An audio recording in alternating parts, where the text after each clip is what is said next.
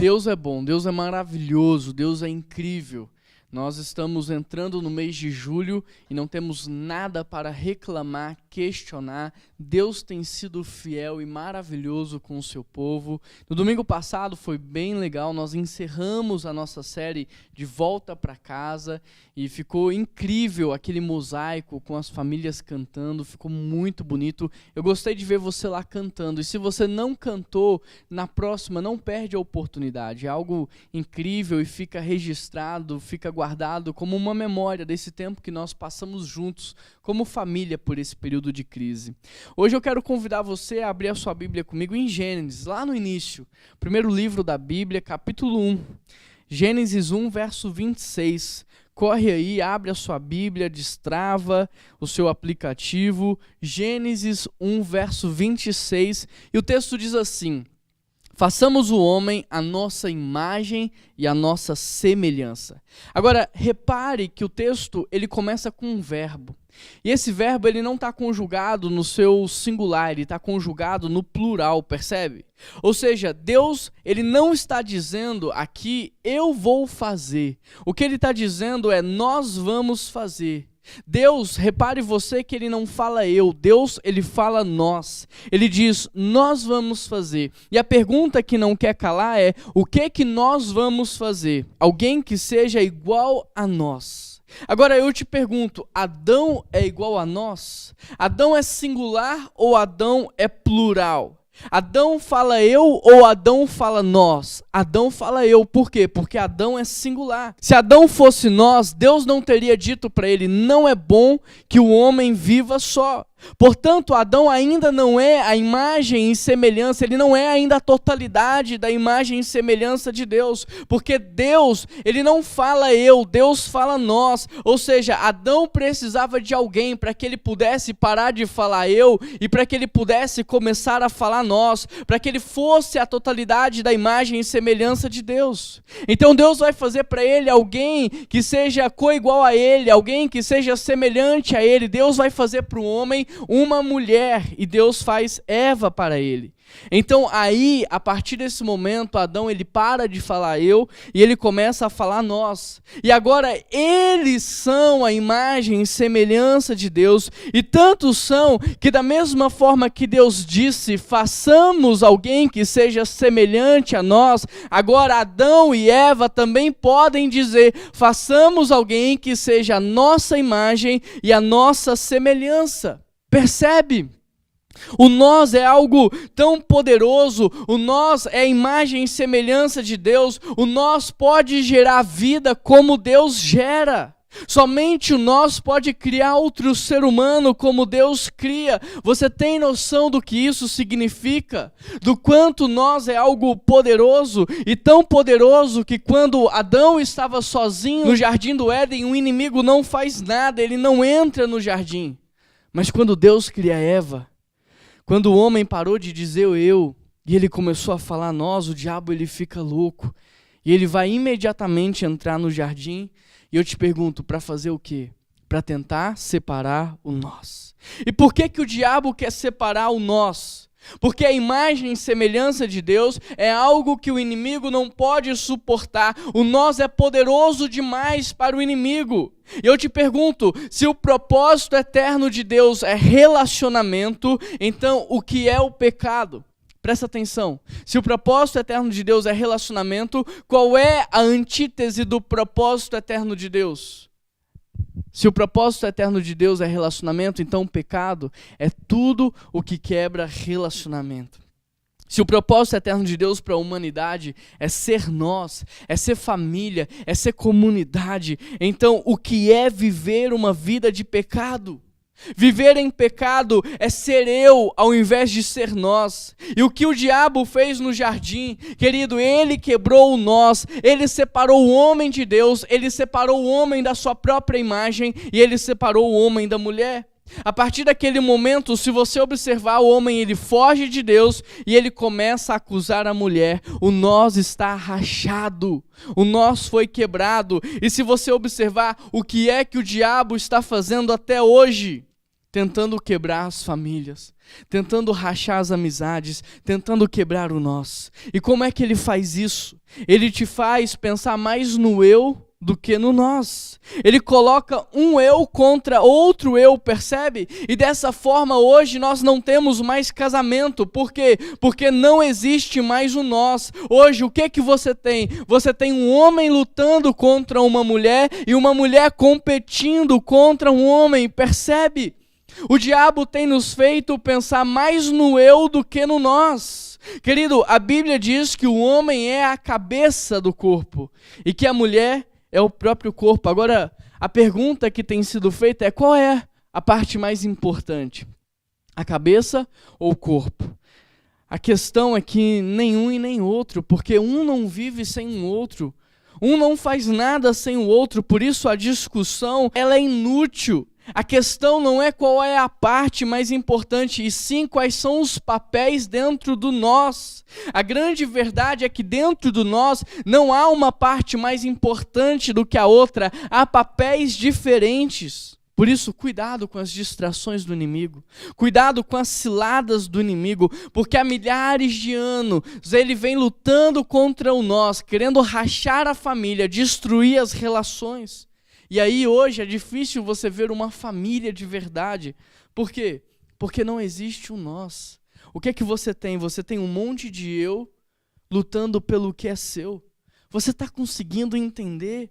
Ao invés da família caminhar na mesma direção, o que é que você tem? Um monte de eu indo em direções opostas. Querido, o nós é poderoso quando ele está junto. O nós é poderoso quando ele está na mesma direção. Agora, quando ele se separa em um monte de eu, o que acontece? Você distribui a força e, como consequência, ninguém chega a lugar nenhum.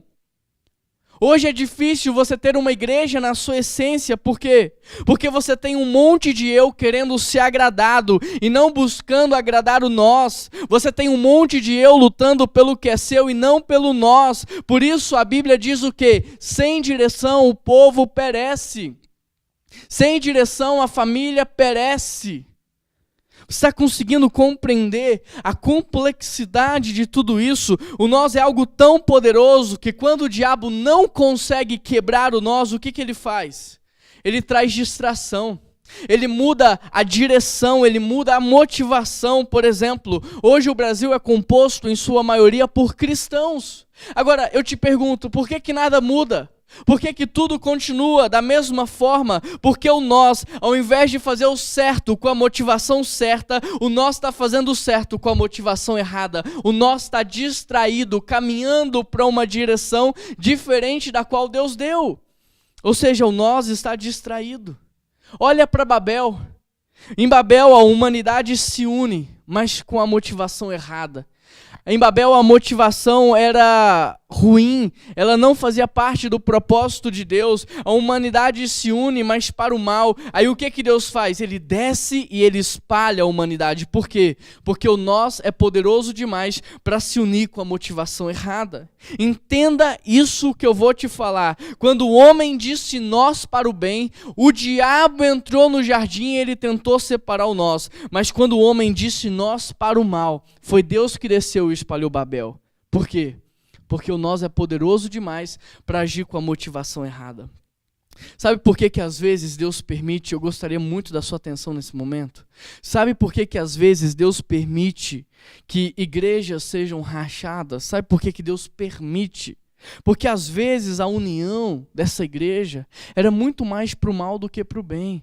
Às vezes a motivação dessa igreja era promover muito mais o eu do que o nós. E isso é tão verdade que em Apocalipse 3, o que Jesus diz para uma igreja? Eis que eu estou à porta e bato. Ou seja, a igreja estava sendo igreja sem Jesus. E isso continua acontecendo até hoje.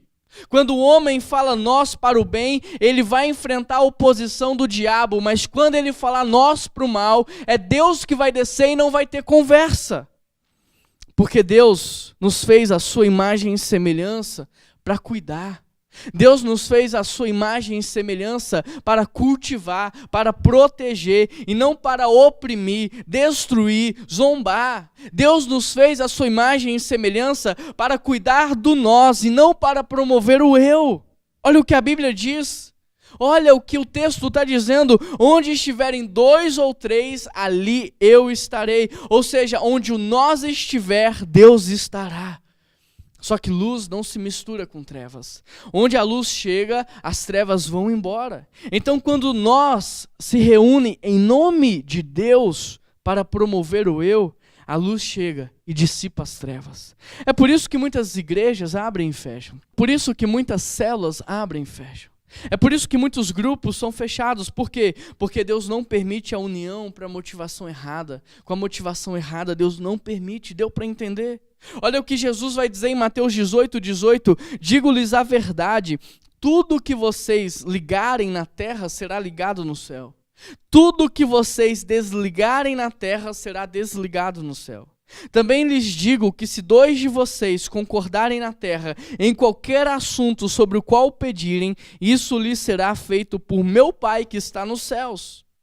Pois onde se reunirem 2 ou 3 no meu nome, ali eu estarei no meio deles. Em outras palavras, onde existir o nós, existe o quê? A representatividade de Deus. Onde existir o nós, existe a imagem e semelhança de Deus. E o nós pode fazer o que o eu não é capaz. Olha o que o texto está dizendo: tudo que vocês ligarem ou desligarem na terra será feito no céu. Você tem noção do que isso significa? Tudo que vocês pedirem em comum acordo será feito pelo meu Pai. Você tem ideia do que isso significa? Que onde estiverem 2 ou 3, Deus estará. Querido, quando os filhos conhecem o Pai, conhecem o coração do Pai, a vontade do Pai e agem de acordo com a direção que o Pai está dando, nada pode pará-los. É por isso que eu digo, o crente não precisa de poder. Porque o crente já nasce empoderado. O que o crente precisa é conhecer o seu Pai. O que o crente precisa é conhecer o coração do Pai. É conhecer a vontade, os desejos do Pai. É caminhar nessa direção. Porque os filhos já nascem ponderados. O que eles precisam é de revelação para serem assertivos na vida.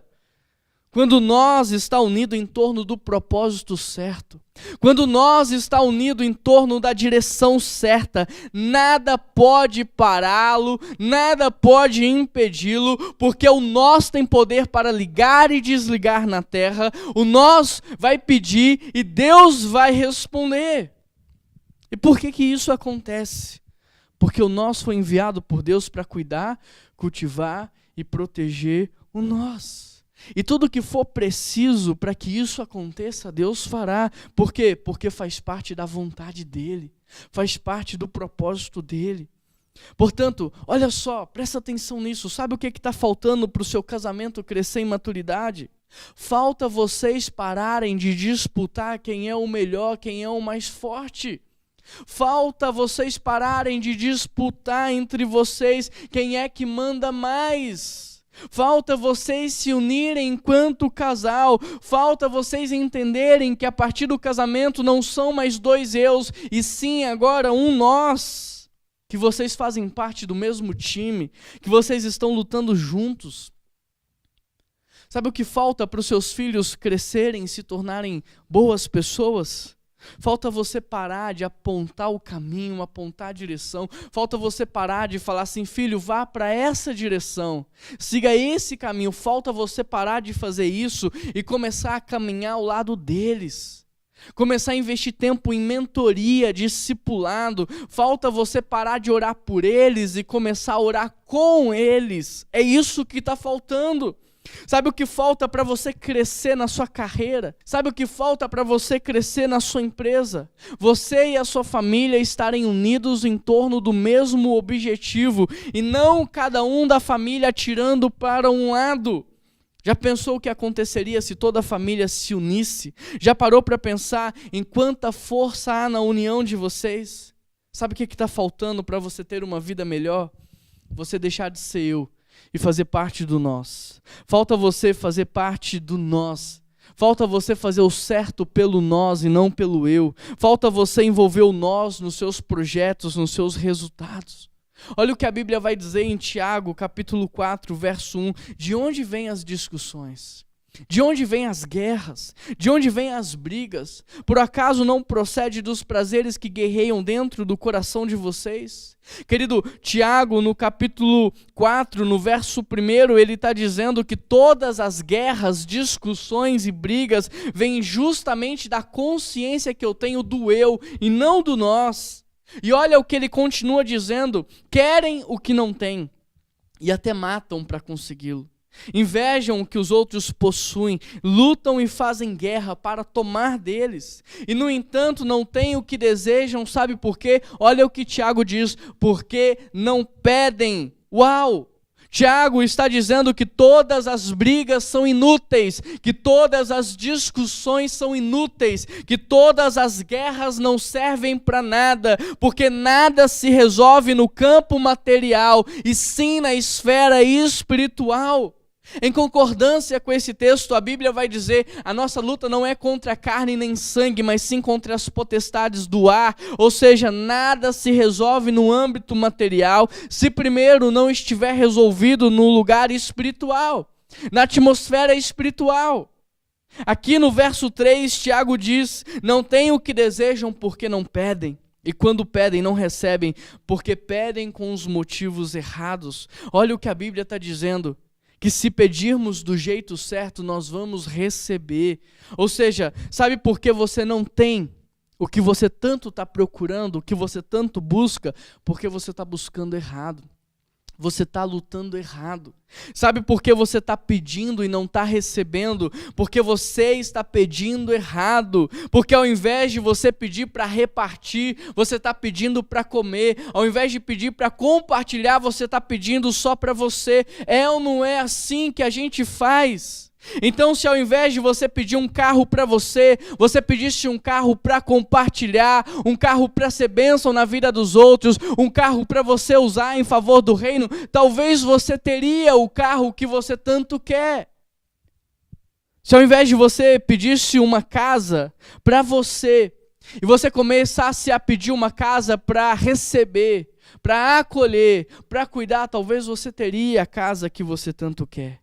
Se ao invés de você pedir um emprego para ter dinheiro, para gastar com seus próprios prazeres, você pedisse um emprego para ter o que dar, para ter o que compartilhar, para ter o que repartir, talvez você teria.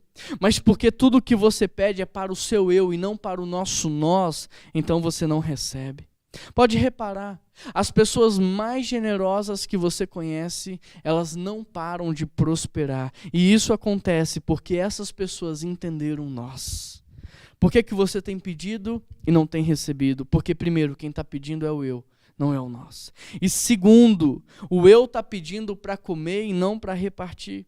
Avalie o teor das suas orações. Avalie as suas orações, reflita sobre aquilo que você fala, sobre aquilo que você conversa com Deus, e você vai perceber o quanto você tem sido egoísta nos últimos anos. O quanto o seu olhar está voltado para você, é sua carreira, são os seus projetos, é a sua vida, é o seu nome, e é por isso que nada acontece. Eu tenho um amigo pastor que quando ele vai no hospital orar pelos enfermos, ele diz assim: olha, eu vim aqui para orar por você, mas por que você não ora por nós? Porque presta atenção, você está aqui deitado nessa cama, sendo bem cuidado, recebendo toda a atenção do mundo, sendo bem tratado. Então, ao invés de eu orar por você, por que você não ora por nós? Porque enquanto você está aí, sendo bem cuidado, bem tratado, recebendo toda a atenção do mundo, tem um monte de gente lá fora, dando um duro, trabalhando 20 horas por dia para comer pão, ovo e farinha. Então vamos fazer assim, ao invés de eu orar por você, nós vamos orar por nós. Percebe a mudança de mentalidade? Percebe como tudo faz sentido? Percebe como muda padrão de pensamento, modela comportamento e comportamento autoriza intervenção espiritual? Querido, a grande mudança que Deus quer fazer na sua vida é uma mudança de mentalidade. Romanos diz o quê? Não vos conformeis com este mundo, mas transformai-vos pela renovação da vossa mente. E por que a Bíblia diz isso? Porque padrão de pensamento modela comportamento. E comportamento autoriza intervenção espiritual. Eu não sei se você está percebendo ou não, mas a grande mudança que Deus está fazendo na sua vida é uma mudança de mentalidade. Deus quer tirar o eu da tua mente, Deus quer tirar o eu do teu coração, Deus quer tirar o eu dos teus lábios. Ou seja, se você não mudar o seu padrão mental para nós, você vai continuar agindo em favor do eu. E o eu não convida a Deus para fazer parte da sua vida. O diabo foi o único que deixou de ser nós para ser eu. Percebe? O eu não convida a Deus para fazer parte da nossa vida. Portanto, se você quer ter uma vida abençoada, você precisa fazer parte do nós, porque onde nós está, Deus está também. Padrão de pensamento modela comportamento e comportamento autoriza intervenção espiritual.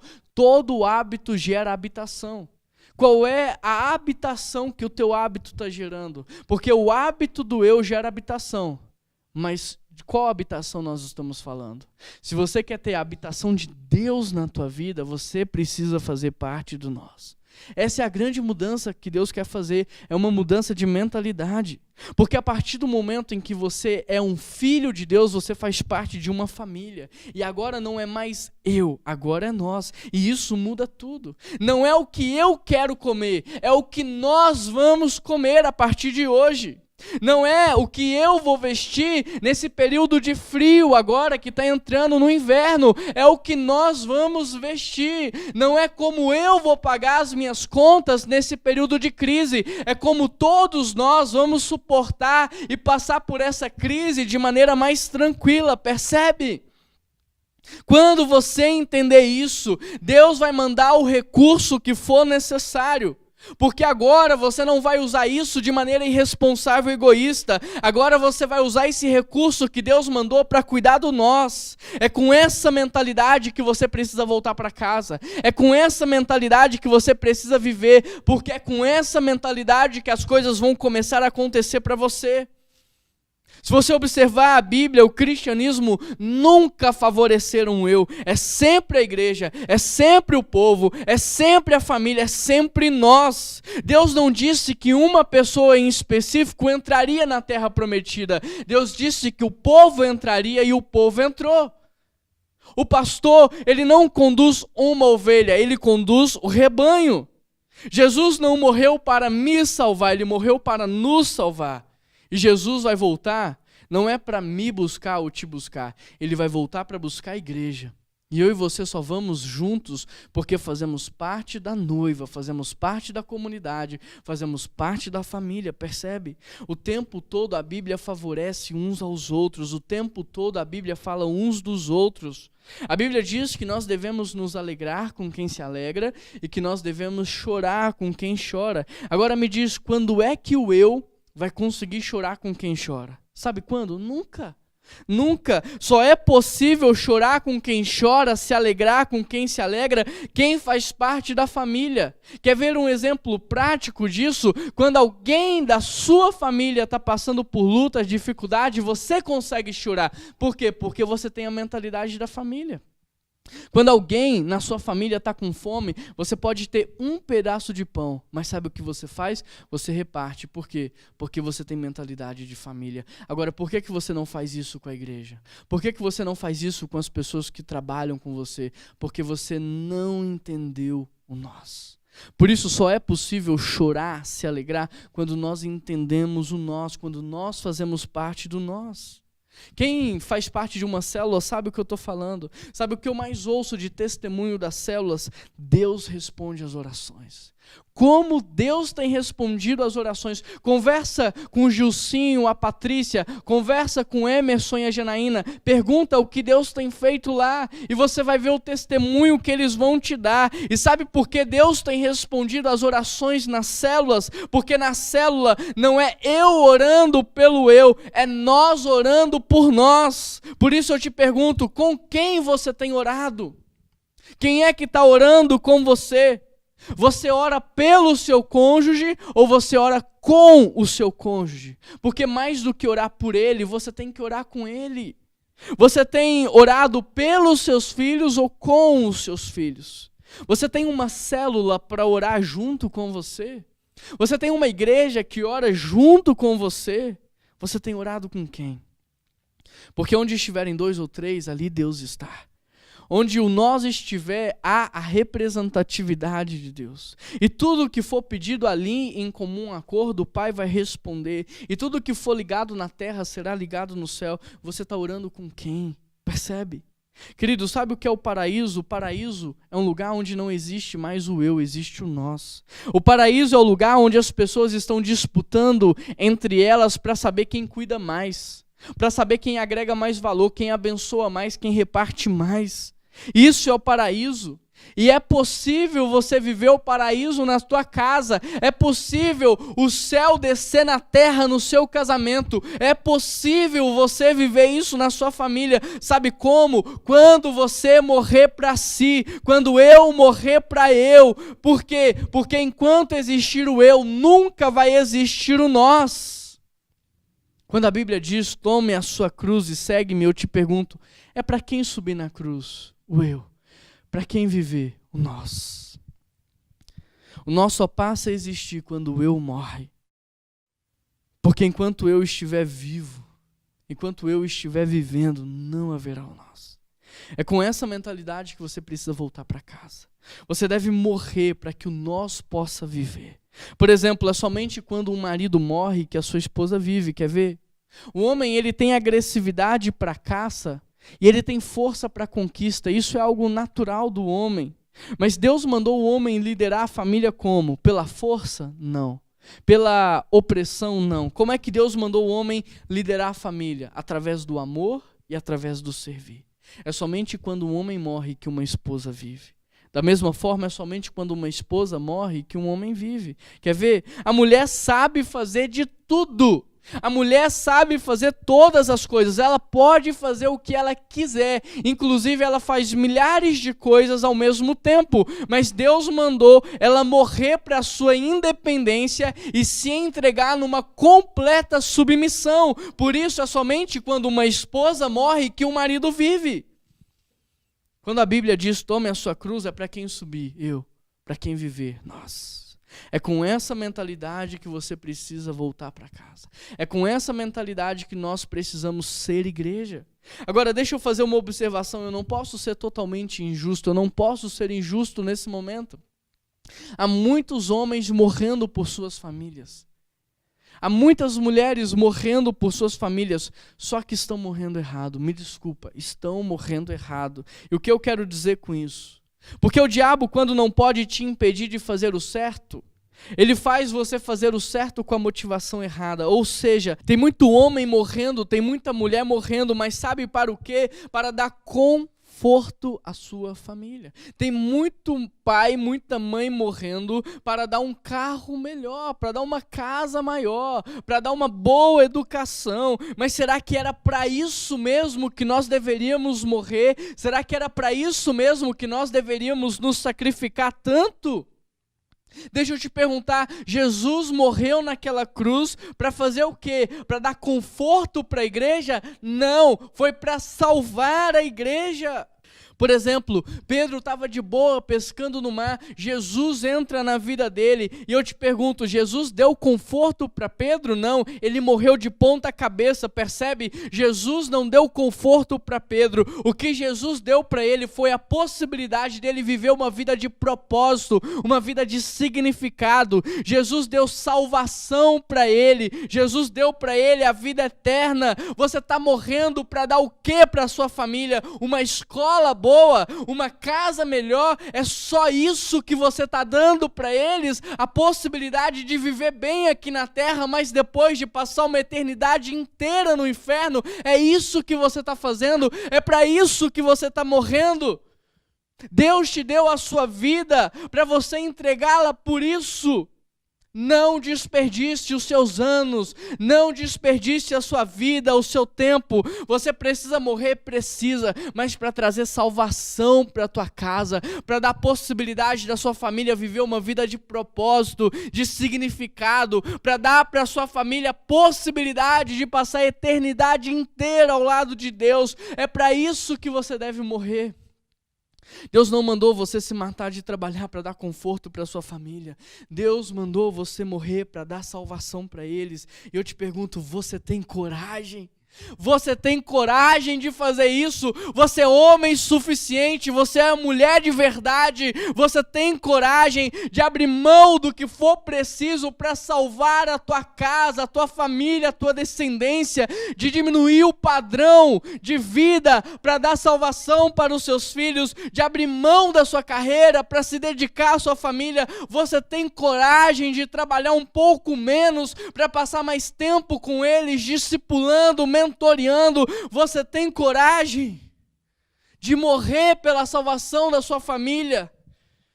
Porque, querido, a cidade não precisa de mais pastores, tem muito pastor, tem pastor sobrando. A cidade não precisa de mais cantor gospel, tem cantor demais, tem músico demais. A cidade não precisa de mais prestadores de serviço. O que a cidade precisa é de bons pais, boas mães, bons maridos e boas esposas.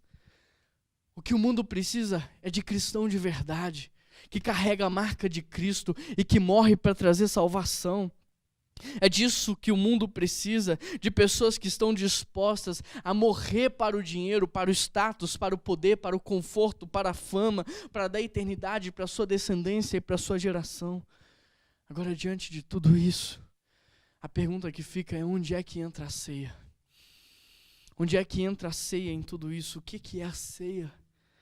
A ceia é um instrumento de reconciliação. A ceia é um instrumento de reconciliação. 1 Coríntios 11, 28 diz: examine-se, pois, o homem, e então coma da ceia. Então participe da ceia. 1 Coríntios 11, 29 diz assim: porque quem come e bebe sem discernir o corpo, come e bebe para quê? Para sua própria condenação. Por isso há entre vós fracos e doentes, mas se nós examinássemos a nós mesmos, não receberíamos juízo. Querido, repare que quem vive como eu está pecando contra nós. Por isso Paulo está dizendo: examine-se. Mas examine-se, participe, ou seja, examine-se, e quando você concluir que você está vivendo como eu, se arrependa, muda de caminho, muda de direção, peça perdão, peça a misericórdia de Deus sobre a sua vida, peça a manifestação da graça de Deus sobre a sua vida e volte a viver como nós. Deixa eu te perguntar, você tem vivido como um eu ou você tem vivido como nós? Porque Jesus morreu para que você fizesse parte do corpo. Jesus morreu para que você fizesse parte da família. Jesus morreu para que você fosse parte do nós. Jesus morreu para que você fosse filho de Deus. Portanto, o que é a ceia? A ceia é um elemento pedagógico de fé para nos ensinar a viver em família. A ceia é um elemento pedagógico de fé para nos ensinar a viver em comunidade. A ceia nos lembra quem nós éramos, nos mostra o que Jesus fez por nós, para que hoje nós fizéssemos parte do corpo, da comunidade, da família. A ceia é um elemento pedagógico de fé para nos mostrar que não somos órfãos, não estamos sozinhos, não estamos abandonados, nós fazemos parte de uma família, de muitos irmãos e que tem um Pai amoroso. A ceia é o lugar para eu me reconciliar com esse Pai. A ceia é o lugar para eu entender a minha identidade de filho. A ceia é o lugar para eu me relacionar com os meus irmãos. A ceia é instrumento de reconciliação, por isso é para eu examinar e participar. Porque a proposta de Deus é nos fazer família. Deus está à procura de uma família. O Filho está à procura de uma noiva e o Espírito está à procura de uma morada. Tudo que Deus mais quer é família, esse é o propósito dele. Por isso a pergunta que eu te faço é: você quer deixar de ser eu para ser nós? Você quer deixar de viver uma vida isolada, sozinha, egoísta, individualista, para fazer parte de uma família, para fazer parte de uma comunidade, para fazer parte do corpo de Cristo? Porque Jesus morreu para que eu e você pudéssemos viver como família, chamando Deus de Pai. Agora eu te pergunto, é isso que você quer? Você quer realmente morrer para o eu para fazer parte do nós? Você quer fazer parte da família de Deus? Você quer viver como família? Então feche os seus olhos aí na sua casa, onde quer que você estiver. Feche os seus olhos e comece a orar. Peça ajuda para o Espírito Santo. Fala assim: Espírito Santo de Deus, eu não sei nem como orar, eu não sei nem como começar essa oração. Me ajuda, intercede, fala ao Pai por mim, traduz a minha oração. Peça ao Espírito Santo para te ajudar nessa entrega. E entrega, querido, a sua vida para Deus. Entrega, convida Jesus para fazer parte da sua vida. Deixa Jesus entrar no seu coração e transformar a sua vida, transformar a sua história. Deixa Deus redimir a sua história. Morra de uma vez por todas para o seu eu, mas faça isso nessa oração. Feche os seus olhos aí onde você estiver. Eu quero te dar um tempo para você orar.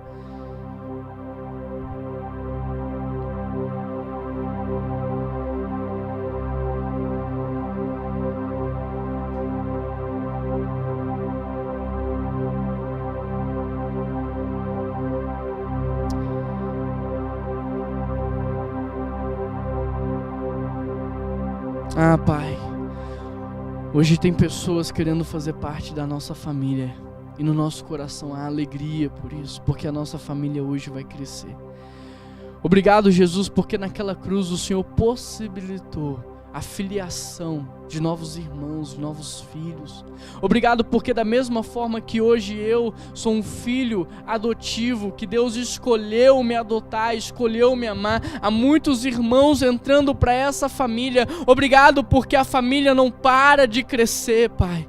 Recebe, Senhor, essa pessoa nos teus braços, que o Espírito Santo de Deus possa entrar nesse coração e fazer morada, que Jesus Cristo possa de fato salvar essa vida, que o teu perdão seja dado sobre essa vida, que haja arrependimento genuíno, mudança de vida, entrega total. Ó Deus, nós te agradecemos porque a nossa família está crescendo mais uma vez.